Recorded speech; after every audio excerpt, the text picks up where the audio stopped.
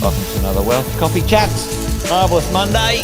Hope you're well, folks, wherever you are. If you think it's Get Rich Quick, you're in the wrong place. This is the wrong podcast. This is the wrong life for you. Welcome to another Wealth Coffee Chat. Hope you're all awesome and well. Well, good morning, everyone. Good morning, good morning. This is take two. Yesterday, we had some technical troubles. The internet absolutely crapped itself. Hopefully it stays on track today. Good to see a few of you already online. Good morning. Welcome to another Wealth Coffee Chat, or a take two of a replay of yesterday. Yes, Chandon. Yes, we're going to attempt with the grace of the internet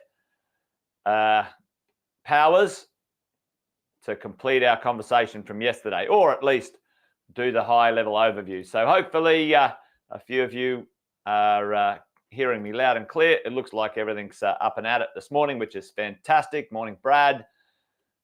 Good to see a few of you while everything's warming up, while things are getting a bit going. Hopefully you're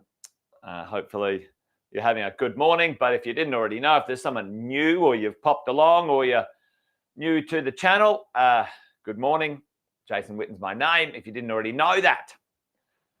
Some of you do, but if you don't, let us know where you are, what you're doing. Give us a shout out in the chat. It's always good to hear from you and find out what you're up to. There's a few of you out there, which is good. Jace, good to see you, mate. Yeah, a bit tricky from WA. What time is it over there, Beck? I always keep getting, is it earlier or later? Can't remember. I think it's earlier, isn't it? No, it's the other way around. It's a bit later. Anyway, I'm confused this morning when it comes to time, but I'm not confused about what we're going to talk about this morning. We're going to have a bit of a conversation about how many properties do we need to create an income, folks. What is it? How much? What is the passive income that you are looking for, and how that goes together? Because there's a few ways to get the outcome, isn't there? Most of us, 6:15, there you go. Well, early bird catches the worm. Good to see Beck, up and at it. Most of us have a plan. Certainly, if you're with our coaching and mentoring team, most of us have a plan that you will have some income, some passive income from your properties in the future that are going to replace some or maybe all of the income that you create in your working world. You might go to work, you have a job, you exchange time for money. And for those who are following the plan, we take some of that money, we turn it into assets that go to work for you so you don't have to. That's the idea. That's the concept. That's the plan, but how many, what's it take? How long will it take? So that's what we're going to talk about this morning, probably in big picture rather than down to the nitty gritty. But let's talk about what that looks like in the world of creating a passive income. How long time, how much dollars do we need to create this plan? And sitting down with thousands of property investors, a few things that I do know. A lot of people like the idea of this number. So we're going to use this number today. But, for some of you, I know a few of you already on, have got a number that's bigger than that. Some have got a number that's smaller than that. But let's talk about 100K of passive income. What's it take? Where does it come from? How many properties, et cetera, et cetera, et cetera. So let's just have a very simple conversation this morning about the idea that over time we get cracking in this section here. This is a section we call the acquisition phase. The idea that, you need to purchase the number of properties, 1, 2, 3, 4, 10 that you need or want for your property portfolio. But let's just say this. I do know that between 3 and 5 good properties will get most people to around that 100K mark. And now it depends on the value of the property and the location, the rent and those sorts of things. But let's call this about $2 to $2.5 million worth of real estate. Producing a 5% income can get you somewhere where you might want to go. So let's just have a look at, and these days it's probably three properties compared to 4 when we're talking about $2 million. The average price point of properties is a little bit higher these days. But imagine we had our 4 properties and we got those sorted in the early days of our acquisition. 1, 2, 3, 4. And I'll just do linear numbers today, just for the concept of our explanation. And our rents flow up into our number, our goal, which is, 100K, okay? How quick can that happen? How much money would we need to put into this section here? So let's have a look at the time frame. Usually, most investors that I work with and then my team and I work with, it takes about 7 to 10 years to get that first piece going from scratch, okay, from scratch. Now, some of you might be sitting there, and we work with lots of investors that have got, their equity already loaded up. They've got a principal place of residence, over here.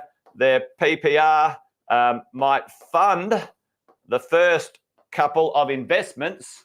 The principal place of residence might fund the first couple of investments for deposits, okay?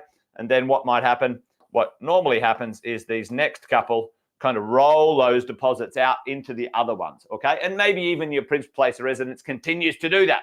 Right, so how much do we need to get the first couple of properties going? Anywhere between 200 and 300K to get the 2 properties out and about. Now, it can be a little bit less. For some of you who might be able to borrow at 90 or 95%, that number could be, 100K to get your first property deal going.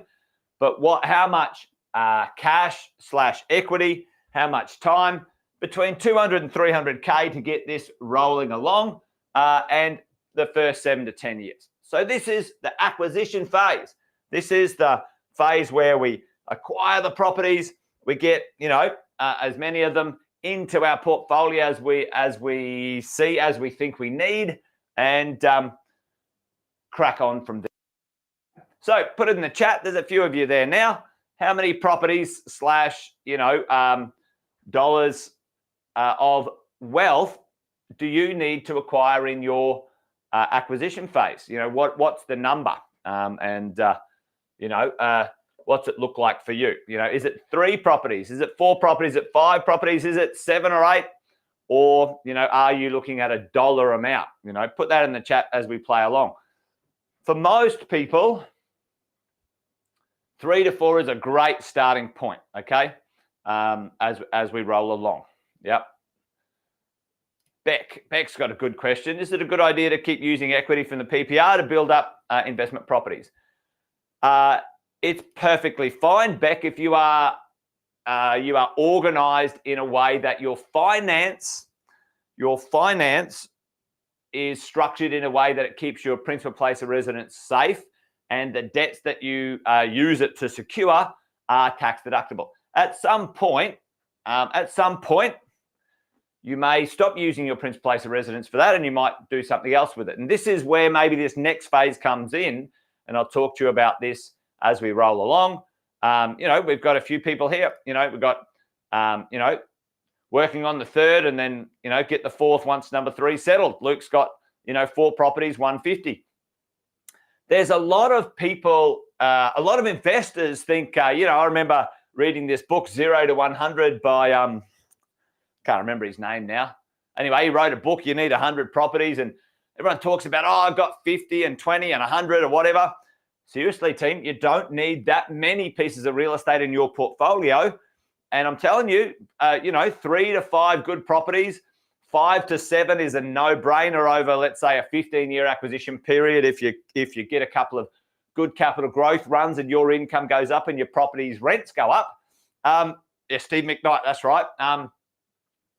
It works a treat. It works a treat, folks. So, yes, at some point, as we roll along, Beck, we might just say no more on the PPR, and these properties now have got enough equity and income to start, seeding the future for you. So that's good. That's good. So what does it look like? Here's what it looks like as we go. Your values of your properties, you've seen this before, your values of your properties go up. Hopefully at the same time, what's happening is your rents are going up as well. So, your rents are going up. They're not always exactly linear, by the way, folks. Probably more like this, actually. Let me redo this part. It's more that the values of your properties go up. Certainly in residential, your value of your properties go up more than your rents go up. And that's just a function in the world of residential, where the values on residential property are not as powerfully linked to the value of the property like commercial. But, we talked about that the other day. If you want to know about commercial, go track that down. And then your debts, over time, let's call this a 30-year period, should go down. They should go down significantly over time. Okay, so that's how it looks, kind of in terms of where we are and what it might look like. But over here is this opportunity. Once we have a large amount of equity or dollars in this section here, at some point in the future, your portfolio, let's say in 20 years' time, the portfolio has paid off a significant amount of its debt, and the rents have gone up and its value has gone up, and you've got a lot of equity over here, what can we do with that? How do we accelerate our income? Well, let's just have a bit of a look at this, and let me show you just quickly. We've got a little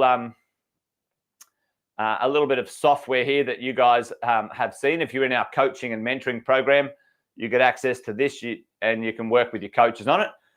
So let's just have a look at a simple conversation here about, all right, in 20 years' time, I've just got the little goal up the top here. You can see in 20 years' time, I want 100K passive income. Now, remember, passive income is the income after the expenses, okay? So in this acquisition phase over here, we've acquired the rent, we've acquired the income, and now we want that income to work, hopefully, grow, double in value, and the cost to go down, and the net result is passive income in our pocket. So, that's our goal. So we're saying, okay, in 20 years, we want 100K. How do we go about this? So let's go and chuck a couple of acquisitions in here. And again, this little calculator is not a predictor, it's not a tracking calculator. This is an acquisition strategy calculator. Like, how many properties on average do I need? Plus or minus, 5 or 10% of the trajectory. If I sort of head in that direction, this is what it might look like. Okay, so that's what we're doing here. So let's acquire a property, and we're cracking on with our portfolio, and we put one in our portfolio. Okay, which is great. In 20 years' time, what's the growth? Well, I'll put in 5% capital growth. At 5% capital growth is really low. Okay, we could do better. We should do better. 6 and 7%, perhaps, when we choose good properties and good locations. And then rent growth, 4%. You could put 3% with inflation if you want, but I wouldn't put any more than 3 or 4% in this calculator, which is just looking into the future going, okay, if I stay on track with my acquisitions and my properties sort of travel in this band, I should end up at a pretty good place. I should go where I need to go, which is good. So let's have a look at, 3 properties I've purchased, 2, and then let's go look at a third property. So depending on what types of properties you purchase, I've put in here some simple properties, maybe some mid-quality properties, 600s to 650s, and looking at a 5% rental yield as well. So, that's pretty straightforward, pretty easy to understand. I've done 100% borrowing on these, and et cetera, et cetera. So don't dive into the detail of that stuff. All I'm saying is this: if we had 3 properties, so what plus your principal place of residence, because your PPR doesn't create an income, right? And we're looking into the future, are we going to get there? And if you look up here, this little total passive income, it's $60,000 from our properties. Now, if that was 50 or if that was 70, that's not the end of the world. This is the kind of idea of we're heading in a direction.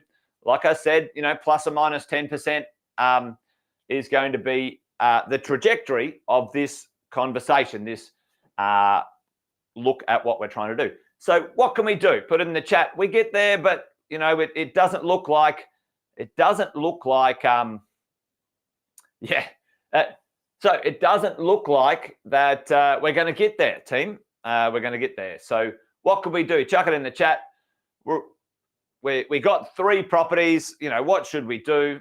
And so let's have a look at, can we continue to get there? What's the goal? Okay, so we go over here and say, well, maybe we need to buy a couple more properties. So, if you can, let's try and acquire another one. And that one there says, 86, and this one here is looking like, we get there. So we're saying, all right, well, by and large, given a few parameters here, 5 investment properties over the next, 5 to 7 years left to grow and do their thing over a 20-year period gets us there, which is kind of cool. What else could we do in that sort of space? Like, yeah, indeed, Brennan.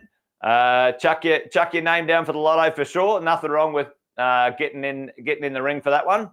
Now, listen, maybe over here, we didn't get to properties number 4, but we have a little bit more time. We've got a little bit more time. Maybe we could be a bit more patient. Maybe we could say, all right, well, let's have a look at this piece here. Maybe it wasn't 20 years. Maybe it was 25 years. Okay. All right. Happy days. 25 years. So we can add some time to our strategy, or we could add some more dollars and acquire some properties, right? There's a few ways to do it as we go along. Okay.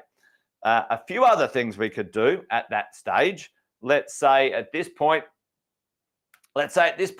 yeah, boom. That's right, Luke. You're reading my mind already. You know where I'm going. Okay, well, what could we do to the properties team? Like, let's say at that point, those properties might be now needing some acceleration. We might be able to accelerate their income, folks. We might be accelerate their income. So, the rent coming in from $2 million worth of real estate might be 5%. After 20 years, that's producing some stuff. How do we increase the income from those properties a percent? If we wanted to add $20,000 worth of, if we wanted to add another percent, add 20K worth of income and make this like 120K, what might we do? So Luke said that before. So rent. So you might put furnish, and Airbnb. You might short let the property. You might renovate the property. You might add some value to the property, whatever that is. And now that $2 million worth of real estate or more at that point in time is getting a better yield. You've got the same real estate, but you've done something to it. You know, you've added some value, you've done some things. So this is physical, and 6% or 7%. Again, if you added some furniture, you might even get 7 or 8% on some of your properties. 2 of my properties just now, I just put furniture in both of them and rented them out long-term furnished, and the yield is 6.5% on that, which is pretty good. What else can we do in this stuff? Like, we can bring in the rent, plus we can have some of our cash do work for us. And what do we mean by that? Well, if we took 100K, a few of you guys know that we do sort of joint ventures and other investing as well. So if we took 100K out of our equity, because if we go back here, team, and have a look, at 20 years, check out our equity position up the top here. Equity, $7 million. Even if it was 6, even if it was 5 million in equity, that really isn't, being put to use that well. Let's say we took $100,000 of our equity at that point in time, because you can get access to it if you follow our strategies. You can get access using the equity lock and other bits and pieces. Well, let's say we took 100K and we were able to get a 15 to 20% return on that 100K. Let's say we took $100,000 and created a higher return. That coming back into here, let's say 120, now is what's called a blended return, which is a small amount of cash getting a bigger return, most of your cash getting a small, stable return, and then you're blending the return, the results, the income to get you what you need. All right. Anyway, hopefully that makes sense. There's a lot more detail we could dive into, in specifics for your portfolio. But, like anything, for you, the big picture, we understand the idea that it's going to take, between 4 and 5 good quality investment properties that you keep for at least 20 years. There's no arguing with that, folks. As we go forward, we might need to think about how we maintain them, accelerate and extract the most value out of them as they grow in value, as they get more attractive, as they have more equity, etc., for more income as you go. So, there you go. Yeah, it's interesting, Brendan, isn't it? Some people into the future, as your portfolios grow, and you might be a full-time professional income from your wealth. If you want to get a little bit more income out of it, sometimes commercial property can do that for you. And especially when you have a lot more cash and a lot more equity, sometimes commercial can create a little higher income as we roll along. But for all of us, no matter where you are, the safest, simplest, most powerful starting place for most investors who have other things to do in their lives, which is called jobs, careers, businesses, and relationships, and marriages and children. Residential real estate's a great place to start to create your wealth, and then later on you can choose some things as you go. Look, I do developments now using my real estate portfolio as security and other things to do, higher and better use of our real estate as we go along. Anyway, there you go, folks. That's it from me today. Done and dusted for Wealth Coffee Chats today. So join us tomorrow if you're up for it. Yes, we are going to do something tomorrow. I was thinking, was it Friday today? No, it wasn't. It's Thursday today. So thanks for joining. We'll be doing it again tomorrow. If you're up for it, pop by. Love to have you there. Be awesome to hang out, and we'll do it again. As always, if you've got any questions, whack them in the chat. I'll read them afterwards as well. And I'll tune up, some of our Wealth Coffee Chats mornings to, answer any of your questions as well. So that's it. All right, folks, that's it from me. Take care. See you tomorrow. Bye for now.